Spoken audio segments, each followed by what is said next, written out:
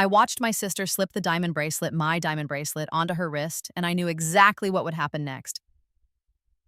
Mom said I could borrow it for my date, Jessica said, not even looking at me as she admired how it caught the light. You don't mind, right? I minded.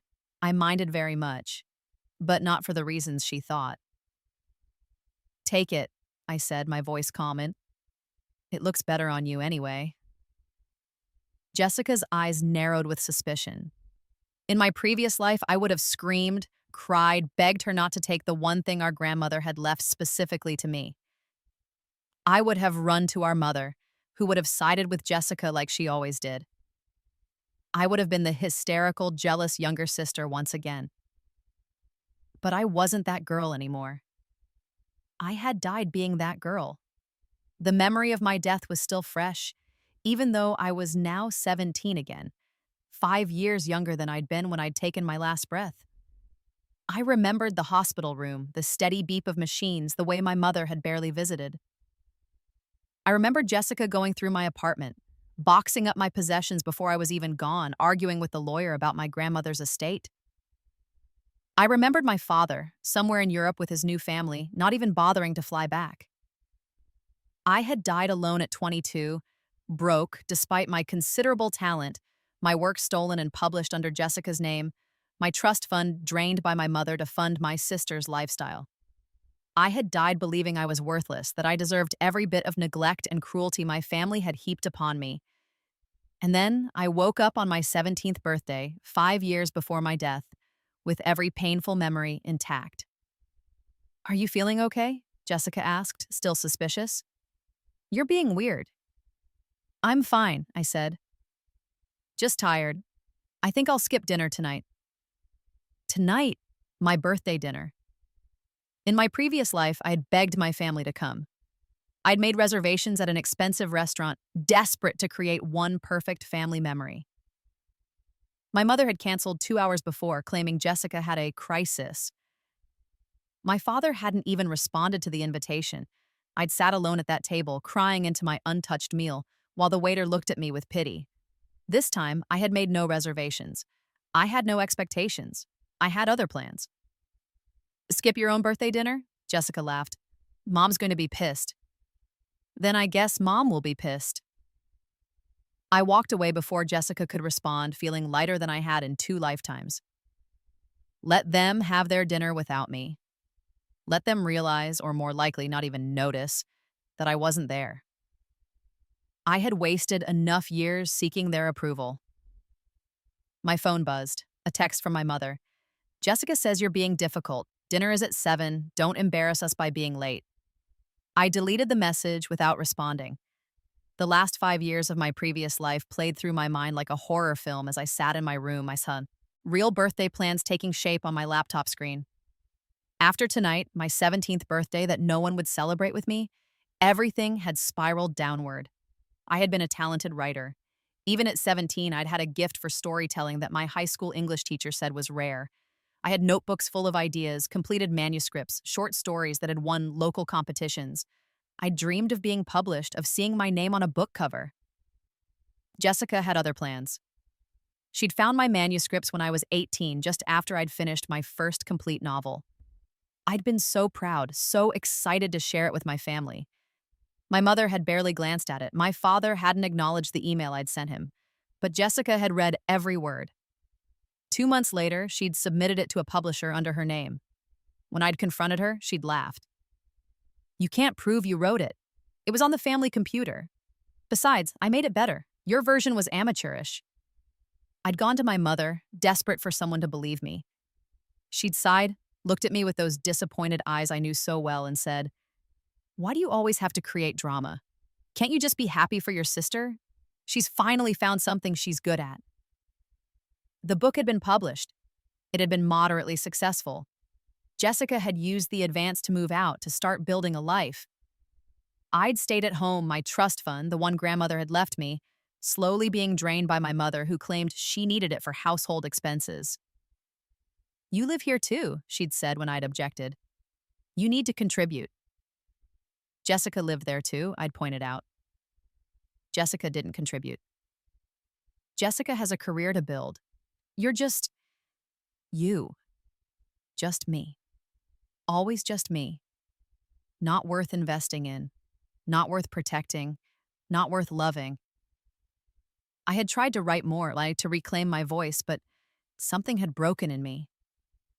Every word felt stolen before I even wrote it. I'd gotten a job as a waitress, trying to save money to move out, but my mother had borrowed from my paychecks too. By the time I was 20, I was working 60 hours a week and had nothing to show for it. And then I'd gotten sick. It had started small: fatigue, dizziness, bruising easily. I'd ignored it, too busy working to pay attention to my body's warning signs. By the time I'd finally seen a doctor, it was too late. Leukemia, advanced stage. I needed treatment immediately. My mother had been sympathetic for about a week. Then the medical bills had started arriving, and her sympathy had evaporated. "I can't afford this," she'd said. "You'll have to figure something out."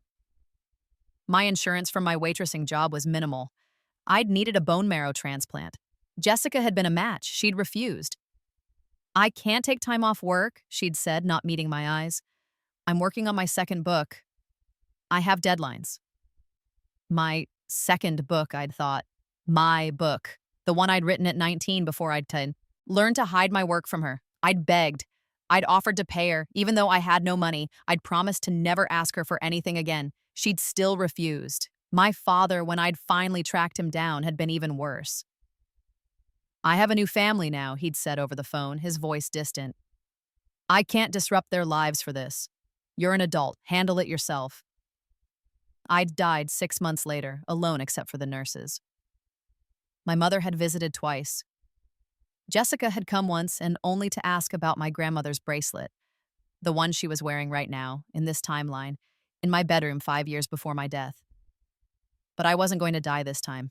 I was going to live.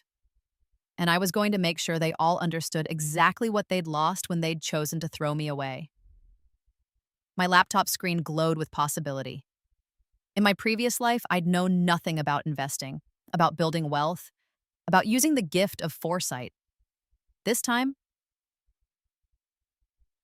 I knew everything. I knew which stocks would skyrocket. I knew which cryptocurrencies would make early investors millionaires. I knew which real estate markets would explode. I had spent my first week after Rebirth liquidating everything I could secretly access. My grandmother's bracelet, which Jessica now wore, was costume jewelry. I'd had the real one safely stored in a bank deposit box. My grandmother had also left me some stock certificates that my mother didn't know about, small investments that my grandmother had made in my name when I was born. In my previous life, I'd discovered them too late, after I was already sick. This time, I'd found them immediately. I'd sold everything and invested it all in Bitcoin when it was worth almost nothing. In 5 years, I'd be a millionaire many times over. But I wasn't going to wait 5 years to start building my new life. The door to my room burst open. My mother stood there, her face flushed with anger. "What is this I hear about you skipping dinner?" "I have other plans." "You have family obligations." I looked at her, really looked at her, and wondered how I'd ever craved this woman's love. She was beautiful, expensively dressed, her hair and nails perfect. She spent more on her appearance each month than she'd spent on me in a year. Behind her, I could see Jessica hovering, my bracelet glinting on her wrist. "No," I said simply, I don't." My mother's eyes widened. I had never said no to her before. In my previous life, I'd been compliant until the very end, always hoping that if I was just good enough, just accommodating enough, she might love me. "Excuse me?" I said no. I don't have family obligations. I don't have a family dinner planned. I don't have anything planned with either of you. You can have dinner without me. "This is unacceptable," my mother said, her voice rising. "You're being selfish and childish." "I'm being honest.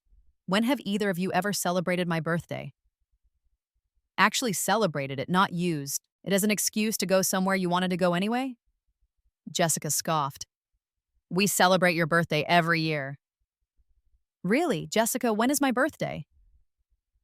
She blinked. "Today?" "What's the date?" Silence. "Mom," My mother's lips pressed into a thin line. I'm not playing this game with you. It's March 15th, I said quietly. I've had 17 birthdays. Not once has either of you remembered the date without being reminded. Not once has either of you given me a gift that wasn't something you wanted for yourselves. Last year, Jessica, you gave me a gift card to your favorite store in your size. Mom, you gave me a book on being grateful and managing expectations. You're being dramatic, my mother said. I'm being done. Have a nice dinner. Don't wait up. I grabbed my jacket and my bag and walked past them. My mother caught my arm. Where do you think you're going? Out. You're 17. You need permission. I looked at her hand on my arm, then at her face. Then ground me. Take away my privileges. Oh, wait, what privileges? I pay for my own phone. I buy my own clothes with money from my weekend job. I make my own meals because you only cook for Jessica. What exactly are you going to take away from me? She released my arm as if burned. I walked out of the house into the cool evening air, my heart pounding but my steps steady. I had somewhere to be, someone to meet, a future to build. The coffee shop was quiet, tucked away in a part of town my mother would never visit.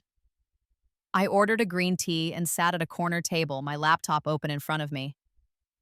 Right on time at exactly 6:47 p.m., an older man walked in.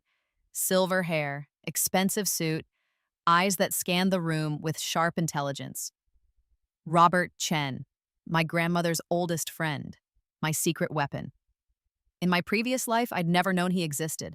My grandmother had died when I was 12, and my mother had made sure I never saw the will, never understood the full extent of what I'd been left. I'd only known about the bracelet because my grandmother had given it to me directly, weeks before her death.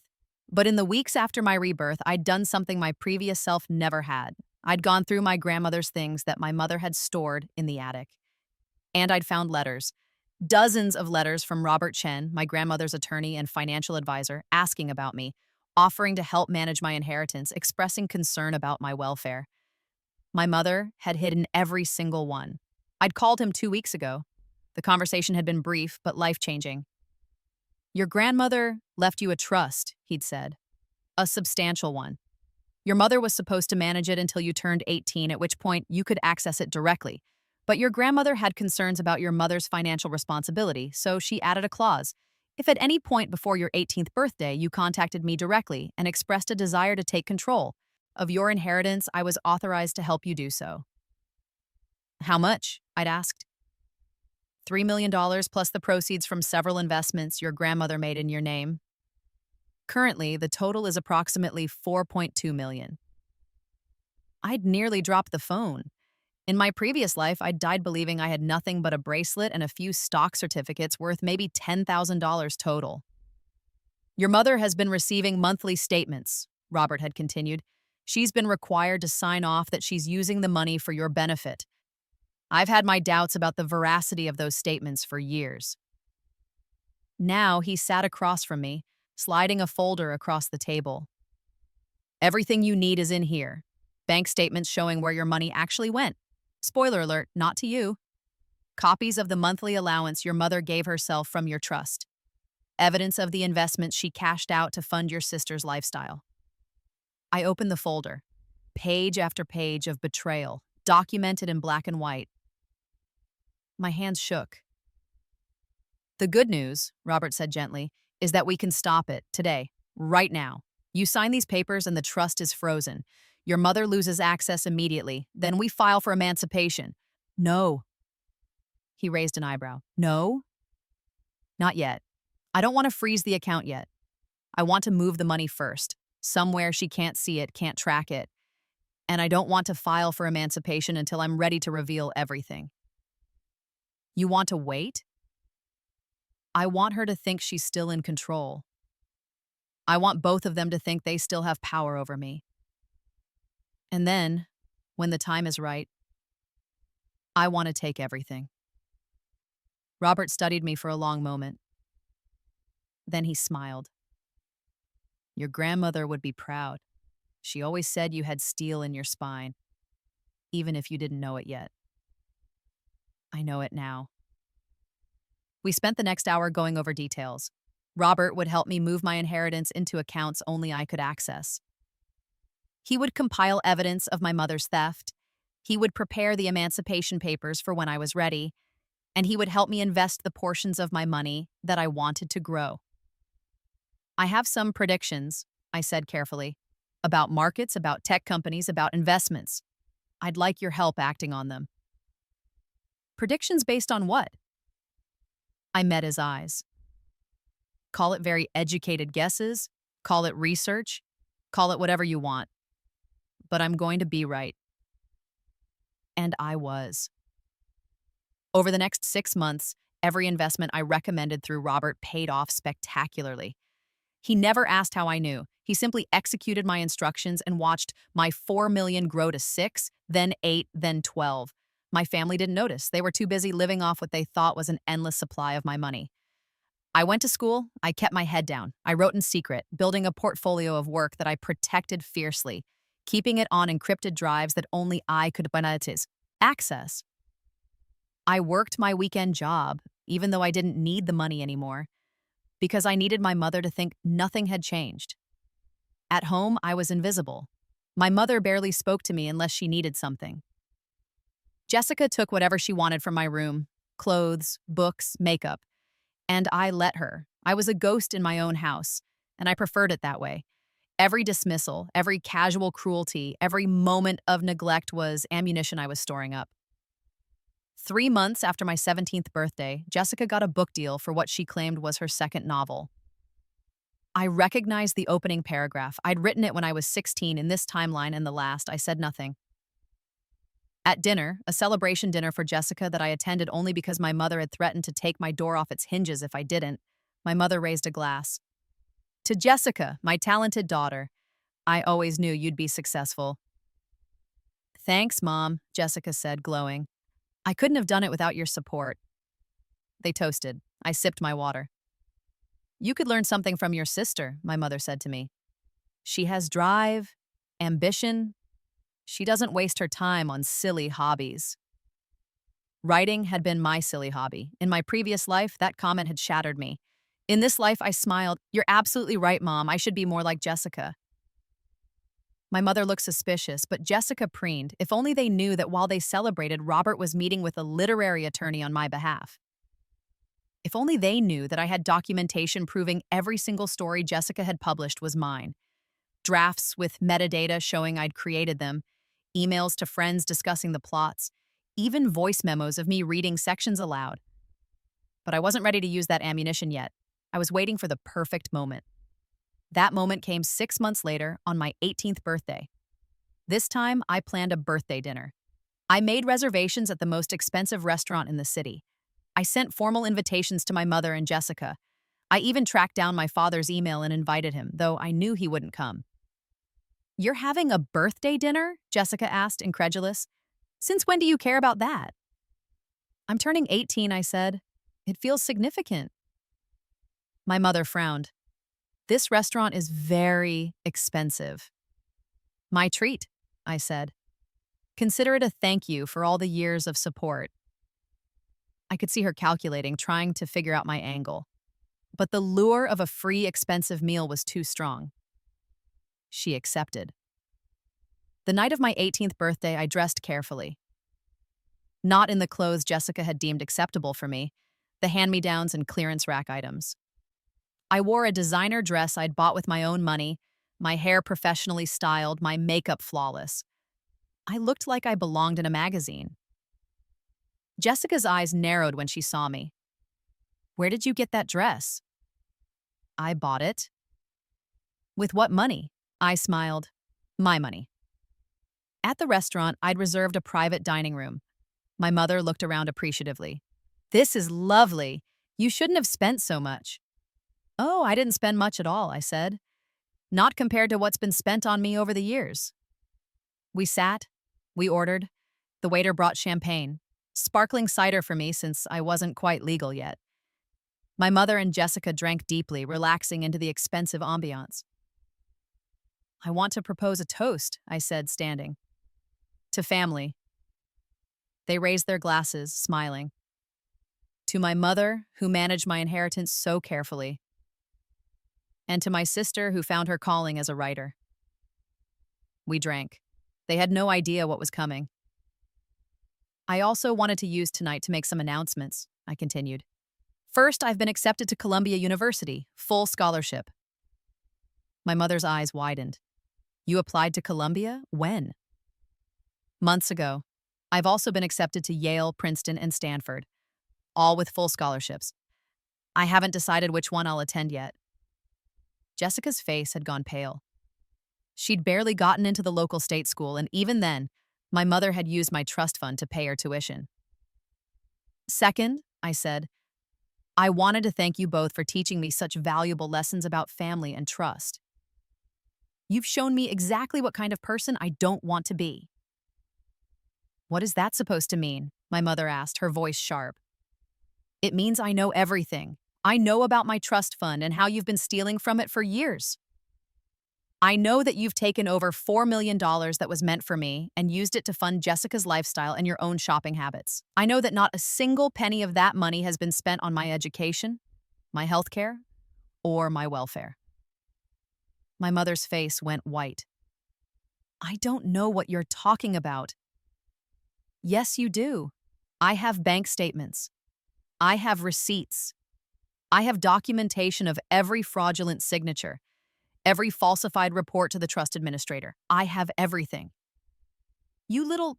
Jessica started. I'm not done. I also know that every book you've published, Jessica, every short story, every piece of writing you've claimed as your own, was actually written by me. I have proof of that too. Metadata, dated files, witness testimony from my high school teachers. I have voice recordings of me discussing plot points months before you submitted the manuscripts. Jessica stood up so fast her chair fell over. You can't prove that.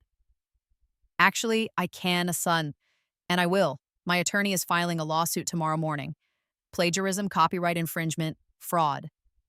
We're seeking damages and demanding that all your published works be either removed from circulation or republished with me as the actual author. This is insane, my mother said. You're being ridiculous. Dramatic, just like always. I'm being honest. For the first time in my life, I'm being completely honest. I looked at both of them, these women who were supposed to love me, and felt nothing but relief that I was finally free. You both spent years making me feel worthless. You stole my money, my work, my confidence. You made me believe I was nothing without you. We gave you everything, my mother hissed. You gave me nothing. Less than nothing. You took and took and took, and you never once considered that I might be worth something, that I might be talented or intelligent or deserving of love. After everything I've done for you, you've done nothing for me. You've done everything to me. There's a difference. The waiter appeared, looking uncomfortable. Is everything all right? Everything is perfect, I said. We're just finishing up. I placed an envelope on the table. These are emancipation papers. They've already been filed and approved. As of today, I am legally no longer your dependent. You have no claim to me, my money, or my future. You can't do this, my mother said. I already did. And one more thing. I've moved out. My things are gone. Don't bother looking for me. You won't find me. I turned to leave, then paused. Oh, and Mom, the trust fund is empty. I moved every penny to accounts only I can access. The monthly allowance you've been counting on? It's gone. You're going to have to learn to live on your own money now. Good luck with that. Jessica lunged at me, but I stepped aside easily. Don't touch me. If you do, I'll add assault to the lawsuit. I walked out of that restaurant with my head high, leaving behind the sound of my mother's fury and Jessica's tears. The valet brought my car around, a car I'd bought myself, registered in my own name, and I drove away from that part of my life forever. Robert was waiting at his office with more papers to sign. How did it go? Perfectly. They'll fight back, he warned. Your mother won't take this lying down. Let her fight. I have evidence. I have truth. I have resources she doesn't even know about. And I was right. My mother tried everything. She called the police, claiming I'd stolen from her. The police reviewed my documentation and told her she was lucky I wasn't pressing charges. She tried to get the emancipation reversed, but the judge had already ruled. She tried to access my trust fund only to discover it was gone. Jessica tried to discredit me in the press, claiming I was a disturbed, jealous sister trying to steal her success. But my attorney released the evidence, all of it. The manuscript files with timestamps proving I'd written everything years before she'd published them. The emails, the voice recordings, teachers willing to testify that they'd read my work in class. The publisher pulled Jessica's books from the shelves. They demanded she return her advances. Her literary agent dropped her. Her social media filled with people calling her a fraud. My mother tried to guilt me, sending emails about how I was destroying the family. How could I be so cruel? Didn't I care about my own sister's career? I blocked her email. My father, who hadn't responded to my birthday invitation, hadn't called on my actual birthday, suddenly reached out. He'd heard about my situation and wanted to reconnect. I sent him a single text. You had 18 years to be a father. You chose not to be. Don't start now. I blocked him too. The lawsuit settled 8 months later. Jessica admitted to plagiarism in a formal statement. She agreed to pay me damages, money she didn't have, which meant my mother had to sell her house to cover it. Every book Jessica had published would be reissued with my name as the author. I would receive all future royalties. I was 19, wealthy beyond my wildest dreams, and completely free. Columbia had been wonderful, but after a year I'd felt restless. I was taking online courses, maintaining my 4.0 GPA, but I wanted more. I wanted to travel, to see the world, to experience everything I'd missed in my previous life when I'd been too sick and too broke to go anywhere. So I did. I spent 6 months in Paris, writing in cafes and visiting museums. I spent a summer in Tokyo, exploring and finding inspiration. I went to Sydney, to London, to Rome. I wrote everywhere I went, building a portfolio of new work that was entirely mine, that no one could ever take from me. My investments continued to grow. Bitcoin exploded just as I'd known it would. Tech stocks I'd bought early skyrocketed. By the time I turned 20, I was worth over $50 million. I bought an apartment in Manhattan with views of Central Park. I hired a personal assistant, a PR team, a real literary agent who believed in my work. I published my first book under my own name, a novel I'd written in Paris, and it became an instant bestseller.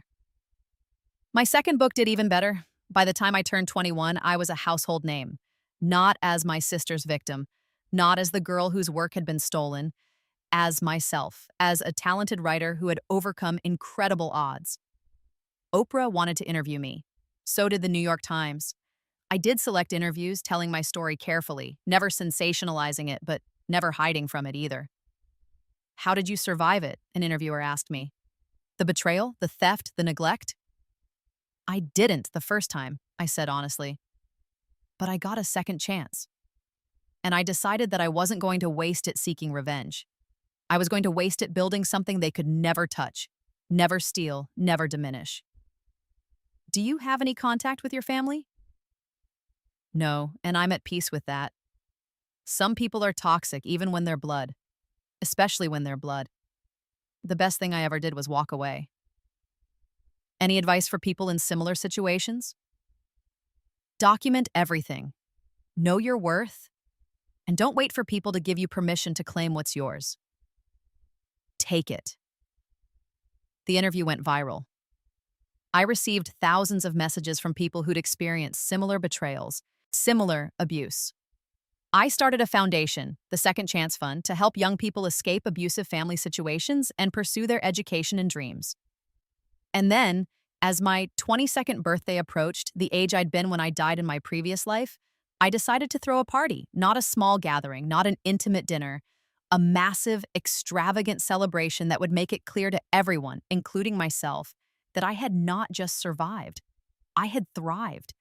I rented out an entire luxury hotel in Dubai. I flew in friends from around the world, real friends, people who valued me for who I was, not what they could take from me. I hired the best caterers, the best entertainment, the best of everything. The party was scheduled for March 15th, my actual birthday. But the celebration would last a full week. A festival of everything I'd achieved, everything I'd become, everything I'd refused to let them take from me.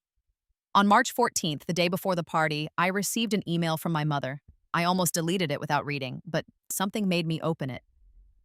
"I heard about your birthday party in Dubai," it said. "I know you probably don't want to hear from me, but I want you to know that I'm sorry. I'm sorry for everything. I was a terrible mother. Jessica has been in therapy, and so have I. We've both realized the damage we did. We don't expect your forgiveness, but we wanted you to know that we acknowledge our mistakes. We hope you have a wonderful birthday. You deserve it." I read it twice. Part of me, the girl I used to be, wanted to believe it. Wanted to think that maybe, finally, they understood. That maybe there could be some kind of reconciliation. But I knew better. I'd lived this already, in a different way. I knew that leopards didn't change their spots. I knew that this email wasn't about remorse. It was about the fact that I'd become successful and wealthy, and they wanted back in. I showed the email to Robert, who'd flown in for the party. He read it and snorted. "Your mother filed for bankruptcy 3 months ago. Jessica is working as a receptionist and living in a studio apartment. They're broke and you're not. That's what this is about." I know. Are you going to respond? I thought about it. I thought about the girl I'd been, dying alone in a hospital bed, begging for scraps of love from people who had none to give. I thought about the woman I'd become, strong and successful, and surrounded by people who actually cared about me. "No," I said, I'm not going to respond. They don't deserve my words, my time, or my energy. They had 18 years to be family. They chose to be thieves instead. I deleted the email and blocked the address. The next day, my birthday party began. The hotel was transformed into a wonderland of light and music and joy. 300 people came to celebrate with me, authors I admired, actors I'd befriended, business leaders I'd networked with, and most importantly, people who'd supported me when I had nothing. Robert gave a toast. I knew this young woman's grandmother, and I knew that she saw something special in her granddaughter, something that others missed. I'm grateful I got to see it too. Happy birthday to someone who turned tragedy into triumph. My best friend from Colombia spoke next. "I met this amazing person during orientation, and I knew immediately that she was different. She was kind, brilliant, and fiercely determined. She's taught me that family isn't always blood. Sometimes it's the people who choose to stand beside you.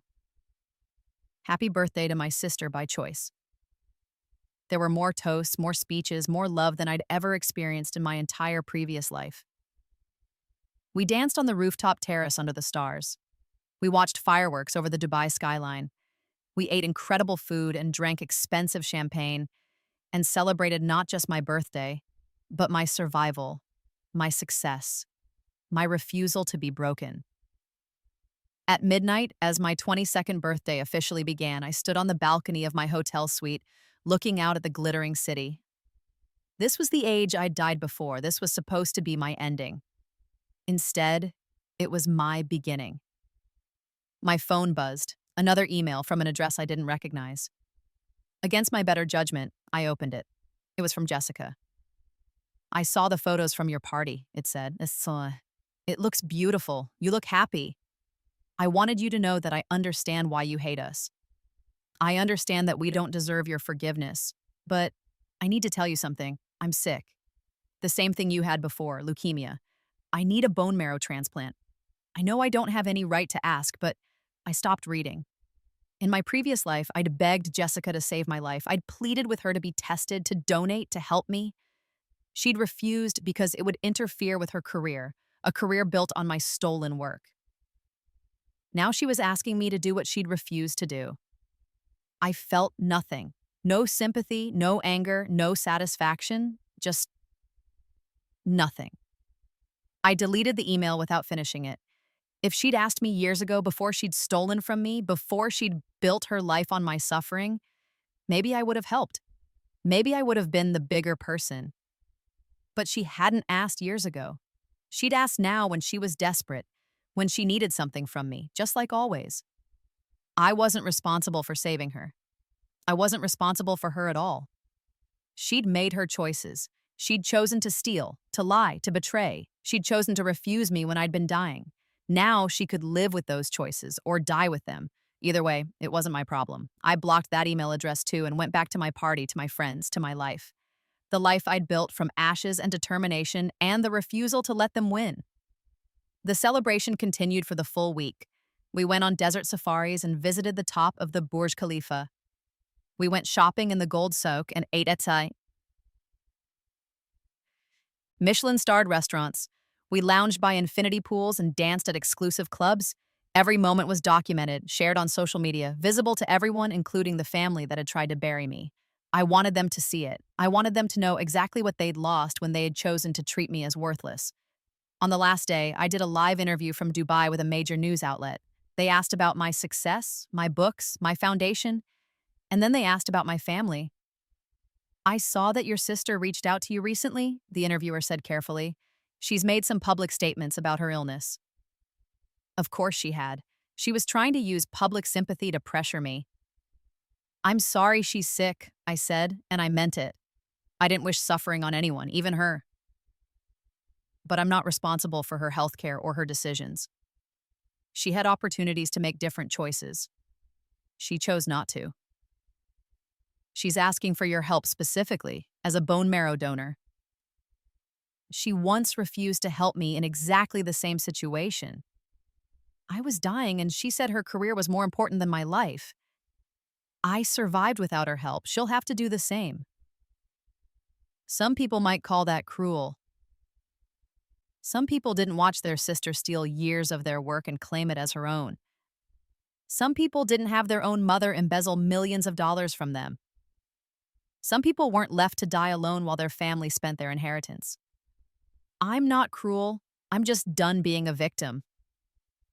The interview went viral. Opinion was split. Some people called me heartless, said I should be the bigger person, said family was family.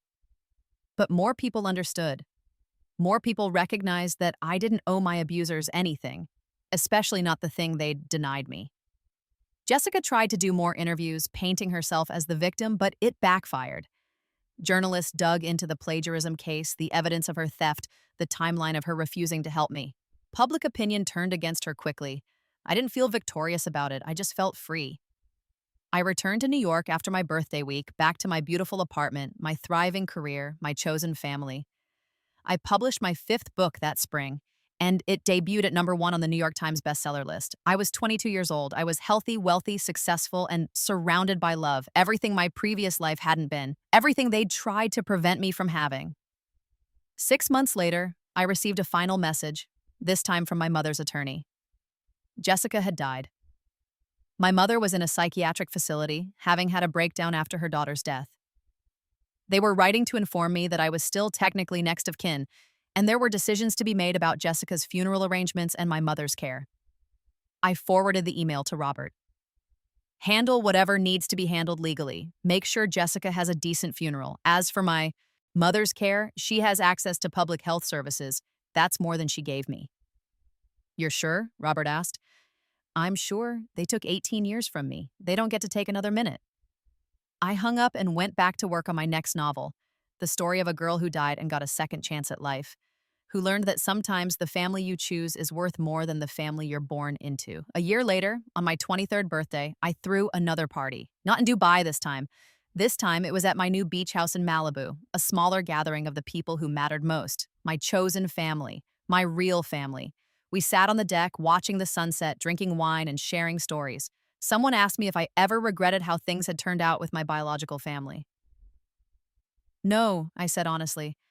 I regret that they were who they were. I regret that I wasted so much time seeking their approval. But I don't regret walking away. Walking away saved my life. Do you think you'll ever reconcile with your mother? My mother is still alive, somewhere in a facility, still unable to face what she did. And no, I won't reconcile with her. Reconciliation requires both parties to acknowledge the harm and commit to change. She's only sorry she got caught, sorry she lost access to my money. That's not remorse. That's regret for consequences. That seems harsh. Maybe, but I died once because I kept giving them chances. I won't make that mistake again. The sun dipped below the horizon, painting the sky in shades of orange and pink and gold. I was surrounded by laughter and warmth and genuine affection. I was successful beyond my wildest dreams. I was healthy and strong and free. I had everything they'd tried to take from me, everything they'd told me I'd never have. And the best part? I'd earned it. Not through theft or manipulation or cruelty. I'd earned it through talent and hard work and the determination to never let them define me. My phone buzzed with a notification. My latest book had just hit another bestseller list. I smiled and put the phone away. Success was sweet, but it wasn't the point anymore. The point was that I was happy, genuinely, deeply happy. Not because of what I'd taken from them, but because of what I'd built for myself. They'd had their chance to be part of my life, part of my success, part of my story. They'd chosen to be villains instead. That was their loss, not mine. I raised my glass to the sunset, to my friends, to the life I'd fought so hard to claim. To second chances, I said. To second chances, they echoed. And somewhere in another timeline, another version of me was dying alone in a hospital room, believing she was worthless. But not here, not now. Here, I was alive and thriving and surrounded by love. Here, I had won. Not because I'd destroyed them, though they'd destroyed themselves just fine without my help. I'd won because I'd refused to let their cruelty define me. I'd won because I'd chosen to build instead of burn, to create instead of destroy. I'd won because I'd finally, truly let them go. The party continued into the night, full of joy and music and celebration. And when I finally went to bed in my beautiful home, surrounded by my beautiful life, I slept deeply and peacefully. No nightmares, no regrets, no lingering chains from a family that had never deserved me.